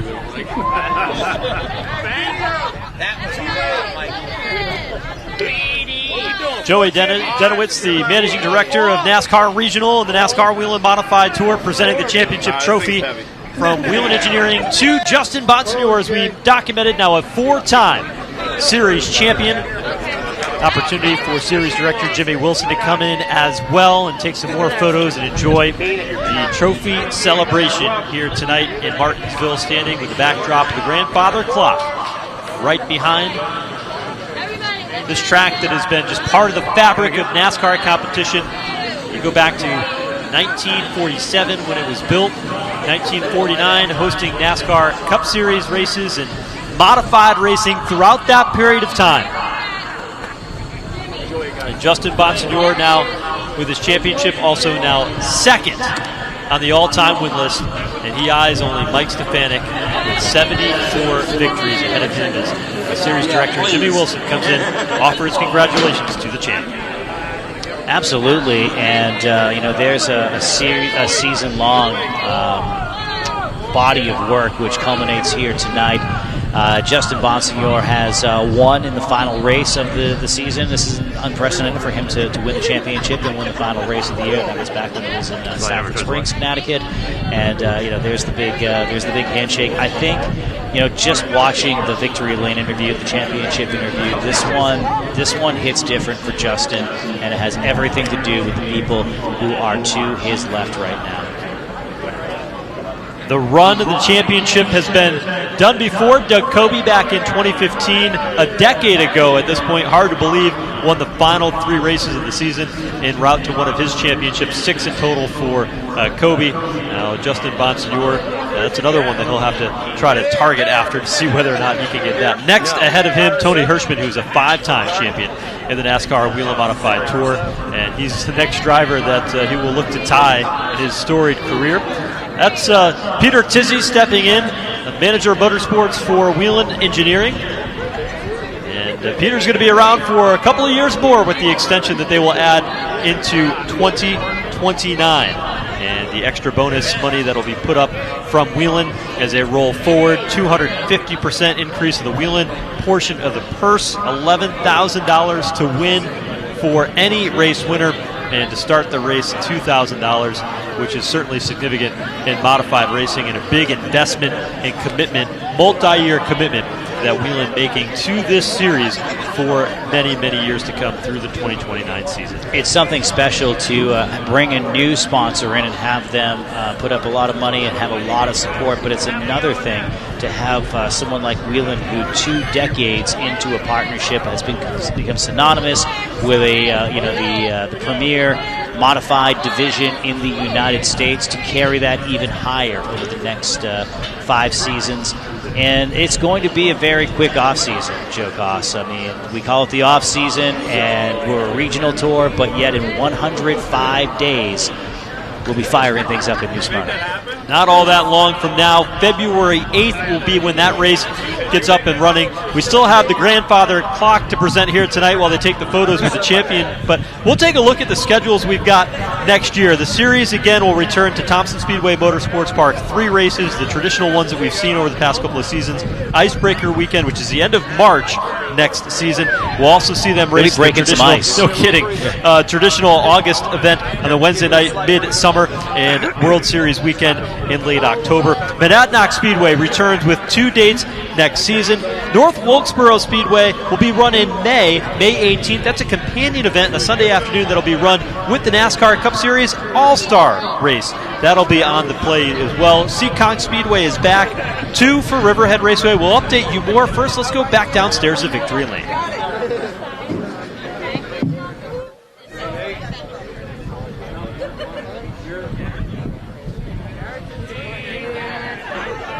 Justin, you had a perfect night, wrapped up the Whelen Modified Championship. Congratulations on that, but now we get to something Besides that, the grandfather clock. Again, congratulations on winning the Virginia Racing Lovers 300. Awesome run. Congratulations on both that and the championship. What a super year. What a great competitor, and thanks for everything you do for NASCAR and the Whelen Modified Tour. Congratulations. Martinsville Speedway President Clay Campbell offering the grandfather clock to Justin Bonsignore for his victory here tonight.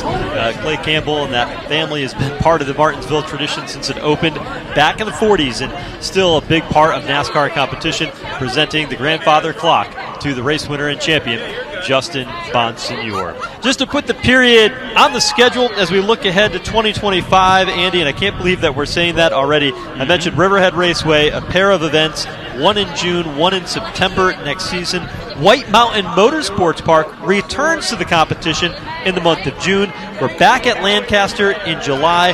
We're back at Oswego in August, and Richmond Raceway in August as part of the NASCAR Cup Series weekend in New Hampshire Motor Speedway, with that weekend being moved to September and being part of the NASCAR playoffs in 2025. We'll have the modifieds there as well. A 16-race schedule spread out among the quarters of the season to be able to allow for travel to work more efficiently for these teams that many of them carry day jobs and race modifieds on the weekend. But a really nice package put together for 2025 with the expansion of Whelen Engineering and their investment in the sport of modified racing. Yeah, I was talking with Jimmy Wilson earlier this afternoon, and I said, how long have you been working on this schedule? And it's kind of like planning a state fair.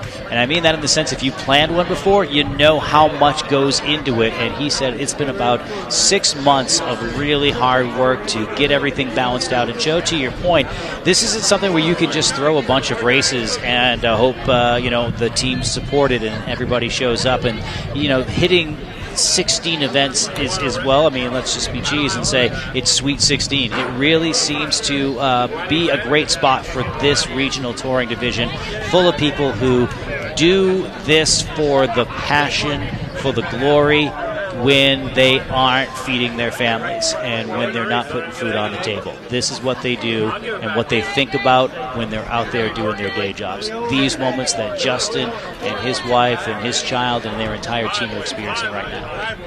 We asked several of the teams and drivers as it was announced earlier today what they thought of the schedule for 2025. A lot of them said, it's nice because we can race, about 2 times a month. There's a couple of months where they race 3 times a month that allows us to do those things that, are outside of racing, allows us to balance that schedule, get our cars ready to be prepared a couple of weeks down the road to be able to tackle the next race and continue on through the tour. And so a lot of excitement, a lot of optimism, some new tracks on the tour, some different programs, an opportunity to be able to showcase these drivers in front of the NASCAR Cup Series teams now 3 times on the schedule throughout 2025 has them pretty excited. When you throw in the returning event at White Mountain Motorsports Park, for those who haven't been there, it's a high bank quarter-mile track, much like Monadnock Speedway. So you think of the drivers who succeed greatly at Monadnock. You have Patrick Emmerling, who has won. Tyler Catalano won earlier this year. Jake Johnson won at that racetrack as well. So drivers who favor bull rings, I think, are really going to have a good season, as you have, you have the larger tracks like New Smyrna, you have New Hampshire Motor Speedway, you have you also have Lancaster, and some of the bigger places. And look at that, just kissing the clock. Why not? I mean, kiss the bricks. Why not kiss the clock? The clock deserves some love too.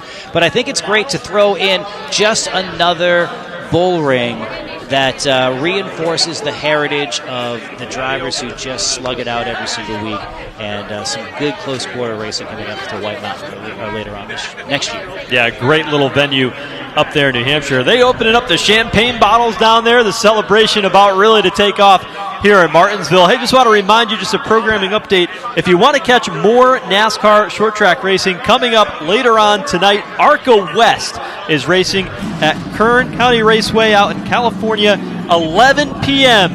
tonight as the champagne becomes uncorked. The celebration fully underway in Victory Lane at Martinsville for the champions.